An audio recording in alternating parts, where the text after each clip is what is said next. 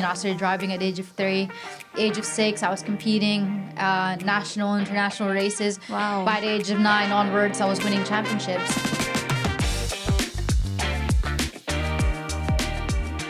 Welcome to Speaking of Money, a GoTyme Bank podcast where we have beautiful conversations with the brilliant minds of today. We're joined by the fastest Filipina on track and an international rising star in the world of motorsports.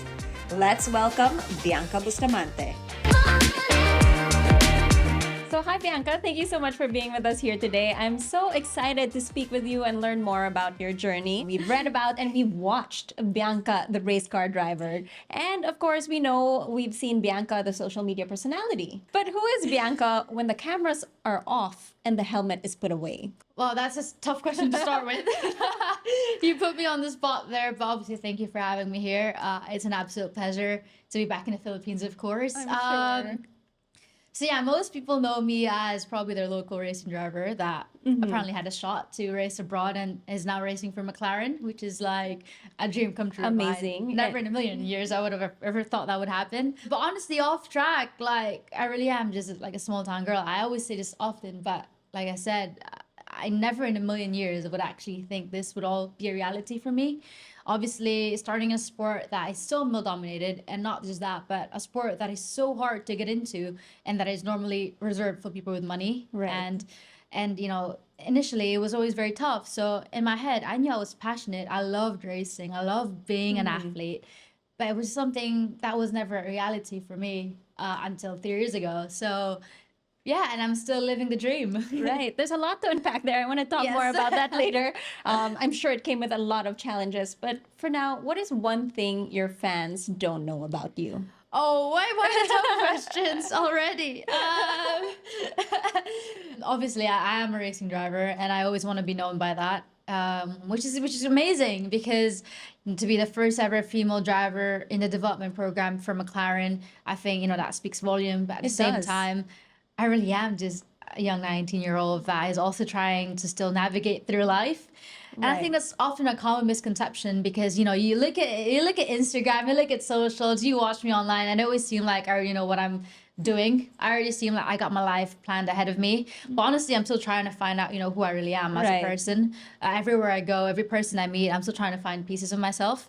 So honestly, if there's one thing that, I've learned throughout the years that I would say represents who I am outside of racing is probably that I am a creative. Art is my center. Interesting. Yeah, and not many people know that. And I tell them all the time that, I'm actually an artist myself. I love photography. I've got my own camera. I love taking videos. I love cinematography as well, editing, making my own contents, obviously. That's a lot of fun. But at the same time, like I'm an artist. I draw portraits, paintings, and architecture. That's something I always wanted to actually study when I go to college as well. So, in hindsight, yes, I love being an athlete, but actually I always love learning and learning new things and yeah, just overall being a creative. Right. I wish I could ask you to show us one of your works right now. One of your I drawings. wish I had it with me, guys. But yeah, we'll just have to sneak that in the edit somewhere. Yes. Well, there's such different fields. How are you able to infuse both together? Well, I always say that it's as cliche as it sounds, but everything is normally driven by art. And, I feel like because my center is art, when I drive, I see the racing lines. It's like drawing, you see, you envision it. It's like turning a blank piece of paper into something beautiful. Or looking at a racetrack and just knowing which the line to take, which is the fastest. And I think having that perspective actually allowed me to live life in a very beautiful way, I guess, and to kind of have that perspective that I can always take myself out of it and just know that I can step out and be grateful, because I live a beautiful life no matter the difficulties, the highs and lows. So I think there's always that certain beauty into it that I can always incorporate into a lot of different things like fashion, art, and obviously. I mean, I can tell you love fashion, which is amazing because I always feel like doing one thing is a break from another. So when I'm not racing, I take break by doing the things that I love, which is creating or fashion or or scuba diving or doing other sports. I love basketball. I love volleyball and all that stuff. So I always try to kind of branch out Right. and find my own individuality in different things. That's such a great mindset to have, like constantly wanting to learn and explore. And you mentioned it's interesting because in F1 you would think that it's a lot of head, like a lot of using your head, but it Yeah. sounds like you use your heart in a lot of it. You do. They go hand in hand with a lot of things. With life in general, you're always driven by your heart, but you use your head to make those crucial decisions, which is very pivotal and important in motorsport. It's never just about, as much as it is very critical and technical, you obviously the learning the techniques of Right, driving a car, passing, overtaking, and learning the aerodynamics. Or you have to be so there and precise. therefore- Yes, and precision. Like precision is key in motorsport, but at the same time, you need to have the bravery, the guts, the determination, the discipline, the passion to drive you forward as much as you need everything else, which is kind of cool. Because, I always say I'm driven by my passion, by my emotions. I live my emotions 100%. Yeah. But at the same time, I feed myself with knowledge to help back all of that up because Yeah. you need it to be successful. That's really beautiful to hear. And I can feel that in your energy, just the passion Oh, there. right. And you've come such a long way and at such a young age too. Let's talk about your racing journey a bit. gosh. What inspired you to pursue a career in motorsports? Okay, so when I was young, it's funny because my mom tells me this all the time until now. She's like, whenever someone tells me no, I always do the opposite. So when people tell me, you can't do that, I would then like, watch me. Or you shouldn't be doing that. I know, but I'll still do it anyways. And it's just, I know, it's probably a bad thing, but it's a force of habit. I've kind of mentality, a mindset that I've just had growing up. When someone tells me that I can't succeed, and then I'll just like, well, watch me. And your parents told you, no, you can't drive a race car. Yeah. And you did. Yeah. I mean, many times when I was younger, like obviously because we knew it was so expensive and it was such a sport that was so luxurious, racing cars. Yeah, you wouldn't think that here in the Philippines we're capable of, No, pursuing a sport even like we that. couldn't, honestly. Like as a working class family, my dad was an OFW in America. He did everything to provide for the family. We live in a very small house, and just knowing that that was my reality, and to be spending all that money to race abroad, it just seemed unrealistic, and it really was. So I did everything, honestly, like obviously with the help of social media, building my brand. I was able Right. to grow it into what it is now and help me fund my racing career. Right. And I think, I just couldn't take no for an answer. And I really couldn't. Well, you proved everyone wrong. Look where you are now. I really couldn't. I think that's the reason why. I just couldn't live with myself knowing that I couldn't do it. I wanted to do it. Right. I wanted to show everyone that I could and show myself as well. There's no dream too big Yes. as long as you have the determination and the power to back it all up. I know you started at 3 years old, right? Yes. I So what started was that driving. like? I feel like a lot of us had just started walking at 3 years old and you're already I there. probably could barely walk. I was probably still stumbling over. So yeah, I started driving at the age of 3, obviously, because, I'm very fortunate. My dad was an avid racing fan. He loved everything about racing. I would classify him as a frustrated racing driver himself. really? Because, he's always dreamt of being one. It just, Yeah. he couldn't afford it, which was the reality for most of us. And so he promised himself that he would do everything so, his offspring could eventually pursue it one day. He passed it on to me. He showed me the world, the racing world. And even though I knew that it was going to be a tough thing to pursue, we still did. I started driving at the age of 3. Age of 6, I was competing national, international races. Wow. By the age of 9 onwards, I was winning championships. And because of those championships won, I was able to find sponsors and to get the backing financially by racing teams to support my career. And from then on, a lot of teams, I've raced for a lot of teams. I was a factory driver, racing in Asia. And obviously pandemic happened, which Right. kind of put all of that in a halt. How was that like for you dealing with being a race car driver during the pandemic? That must have been hard. Oh, it was tough. I was retired for 2 years during Right. pandemic. I wasn't racing at all, actually. My parents and I kind of had a sit down talk because my dad couldn't go abroad because of the pandemic. We didn't have money. We were like living by the pension from the government, getting the ayuda. Yeah. And yeah, my parents were just like, it's not possible. Right. It's like, saan namin kukunin yung pera na yun? It's like, yeah, they Yeah. just like, that's the first thing they told me. And Yes. no matter how much I cried, no matter how much I Yeah. begged them, it's just like we were just not capable of it financially. And obviously I think that's kind of when it hit me that, you know, I couldn't even fight for it and it was all taken away from me. And I was resentful. I was like, it's not fair. Like, how could I sacrifice my whole life for my passion and still get it taken away from me? Even when Right, I've won this right. race, even when I've won this championship, I've did everything. I drove every single time as if it was my last, and I made sure to make every opportunity count, and still I couldn't do it. So that was probably my biggest heartbreak. I I'm definitely sure. would say, I can like, imagine. I know heartbreak would ever amount to that. And But you persisted. You yeah, managed to make it during through. pandemic, yeah, I mean, I lost hope. I'm not gonna lie. There's moments where I was like, yeah, it's not gonna happen. I wasn't racing for 2 years. I wasn't in a car. I couldn't even leave my house Right. because you needed to be vaccinated, and I was like 15 during pandemic. Oh, wow. So You were just 15. yeah, I was just 15 during pandemic. How did you keep your mindset like positive despite all that? I mean, it's crazy because I grew massively in the span of 3 years. From ever since pandemic onwards, I grew so much mentally. Like obviously during that time, during that tough moment, I was depressed. I'm not even gonna lie. I was very weak. I wasn't eating right. I lost weight.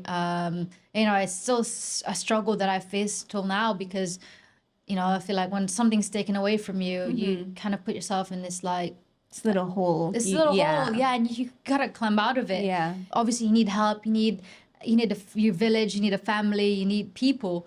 And I think that's why I feel very fortunate that I actually met my manager, Daryl Young. He was my silver lining. He actually helped me, you know, get out of it. You know, he contacted me after pandemic. It was about 2021. He was like, "What's your plans, Bia?" I was like, "I'm retired. I can't afford to race. I can't afford to travel to race abroad because there was no races in Asia, Right. because of the pandemic." And he was like, "Such a waste," and it was. And he saw that. Yeah, Daryl is a racing driver as well. He owns a race team and has been Right. following my career ever since. He told me that I want to support you. I want to help you in any way I can. And then he was actually the first person that funded my career to Wow. send me to America so I could race and train right, and you know, be an athlete and be able to race in the W Series and so on. And that's actually how it all happened for me. And then W Series led to F1 Academy, and then F1 Academy led to McLaren. Amazing. And it's kind of just how it happens, you know, like Daryl was the main person that actually started all of this for me. And he is guiding Yeah. me. He's teaching me everything that I know now, morals and everything. I mean, actually, it was really funny because when he met me when I was about 16, I couldn't even speak proper English. Oh, Like, I really? couldn't speak straight, like fluent English. Like, because obviously sa bahay, puro Tagalog Yeah. lang. Parents But you speak ko, English yaya, so perfectly now.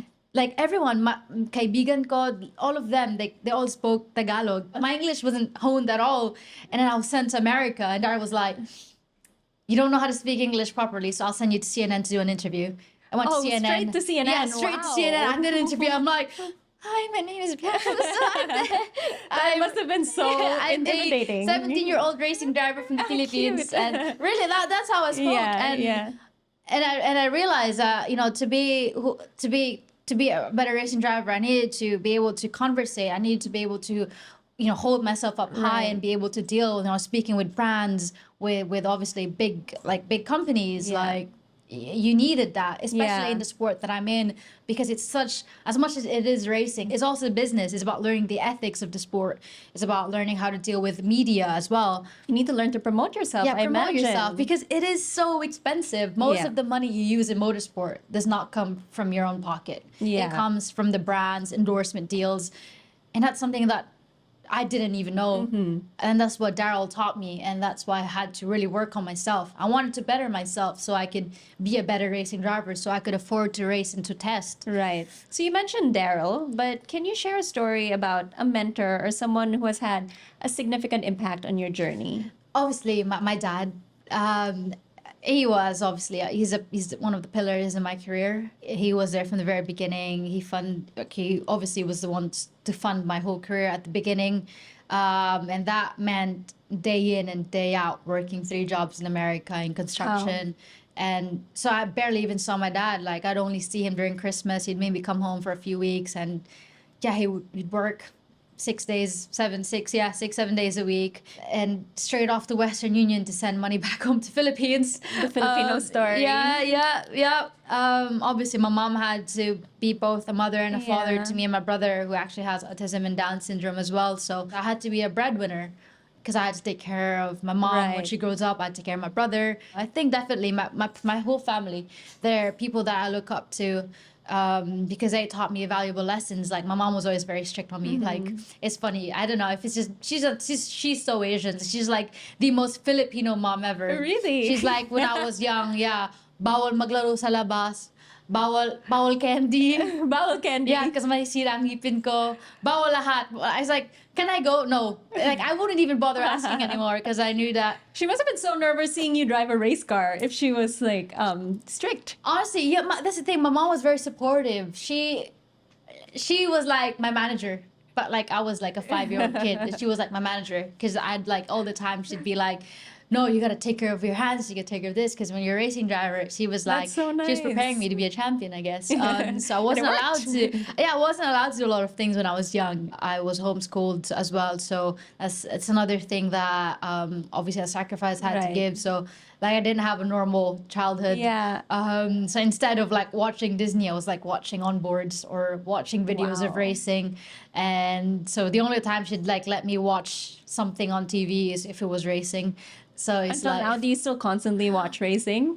oh, 100% now I'm like obsessed by it. All the films I watch, my whole world revolved around racing because it's what I grew up doing. Right. And I think that's what you really need. You need parents that pushes you from when you're a kid. Right. None of it would happen in just a snap. Right. All of it is continuous hard work, sacrifices, determination. You know, Right. all the whole pinnacle of it is like, yeah, you can't make it there overnight. Speaking of, can you tell us a little bit about your training regimen? Oh God, we need a What whole is it new like podcast for training this. as part of the F1 Academy? Well, obviously, driving a car, it's not as mundane as it is driving a car definitely not in a road mundane, yeah. in a road car. You know, like it's not just sitting and then driving, steering, gas, brake. We actually don't have power steering. We have no ABS. We have no traction control. So all of it is very raw. So you have to really maneuver the car. It's heavy.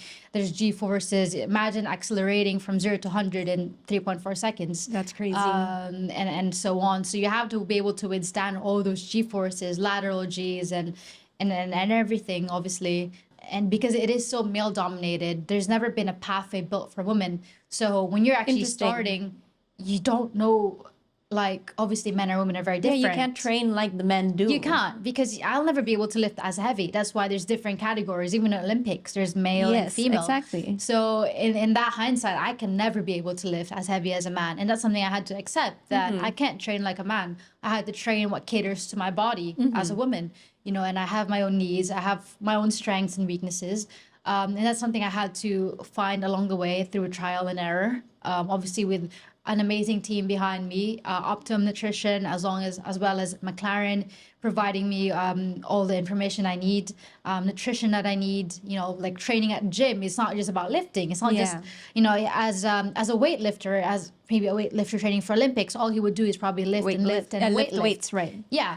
But as a driver, you need to work muscles that aren't normally used Like on your a neck, day-to-day right? You basis, have like my to neck, my strengthen your neck. fingers, Right. like even my toes. That's like, it's not even a joke. Even my Your toes. toes. Yeah, because your How toes. do you work on your toes? Well, there's different lifts you can do for it. But I probably wouldn't show you guys now.